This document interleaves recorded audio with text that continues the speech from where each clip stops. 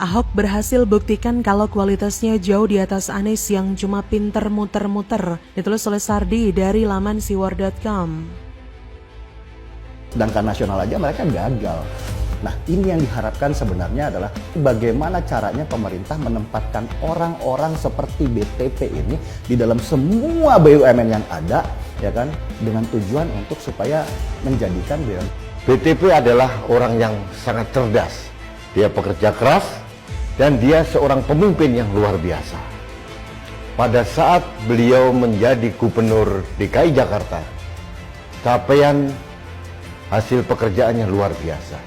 Semua orang mengaku itu. Dan satu lagi kelebihan dari seorang BTP adalah keperbiaannya kepada masyarakat kecil. Sebelum saya ke inti masalah, mari kita baca dulu perkataan Ahok soal ada rencana dari PT Indonesia Battery Corporation, IBC, untuk membeli pabrik mobil listrik di Jerman. Awalnya saya dapat video yang di-share seseorang, lalu saya cari beritanya. Ahok berkata, saya dengar ini PT IBC mau beli pabrik mobil listrik di Jerman. Itu PPI pernah paparan ke kami, Dekom, Dewan Komisaris. Kami bilang narasinya apa, mesti beli mobil listrik di Jerman. Menurut kabar yang dia dengar, pembelian pabrik mobil listrik di Jerman bertujuan untuk mempermudah IBC agar bisa memasuki pasar AS dan Cina. Pembelian tersebut karena pabrik tersebut disebut-sebut memiliki valuasi yang menggiurkan di masa depan. Ahok berkata, tapi dasarnya apa future valuation itu? Ini kan barang baru, kalau Anda bilang ini masuk, ini bisa untung. Nah saya tanya, mensreanya apa? Anda bego atau tadi ada yang nitip beli? Bullshit lah, omong kosong gue bilang. Oh udah tahu kok, pakai perasaan kamu deh. Anda tidak mau bikin mobil listrik, sudah punya aki, lebih baik kembangin anak-anak ITS, kata Ahok. Menurut Ahok, IBS bisa kerjasama dengan pihak lain untuk mengembangkan mobil listrik sendiri.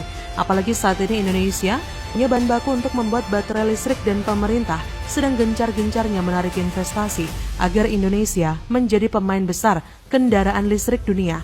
Belum lagi potensi pasar dalam negeri yang sangat besar mencapai 170 juta orang. Ahok berkata, kenapa tidak ajak Wuling misalnya atau perusahaan Cina lain?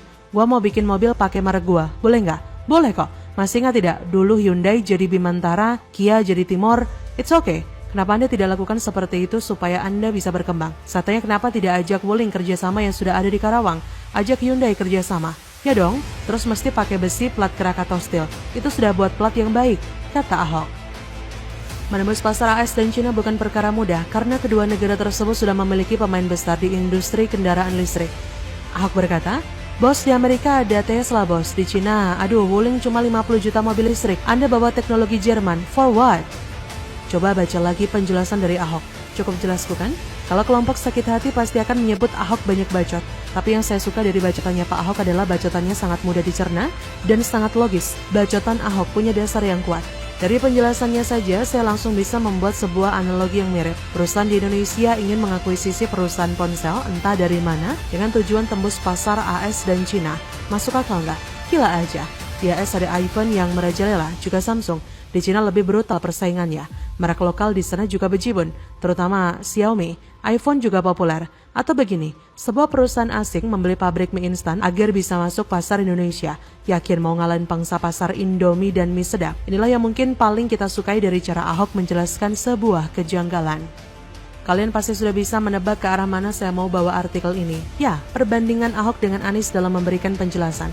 Kalau Ahok menjelaskan dengan rinci dan jelas, maka Anies kebalikannya. Coba lihat caranya ngeles, selalu normatif, muter-muter nggak jelas dan suka melenceng ke topik lain. Ia membantah sekedarnya tanpa memberikan argumentasi yang kuat.